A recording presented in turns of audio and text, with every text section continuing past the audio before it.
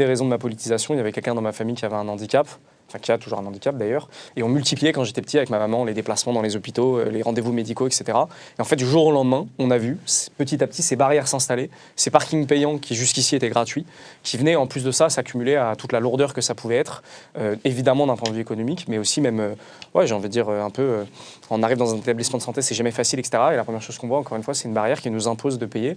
Donc c'est toutes ces choses-là qui ont fait que ça nous était insupportable. Ma maman râlait très régulièrement.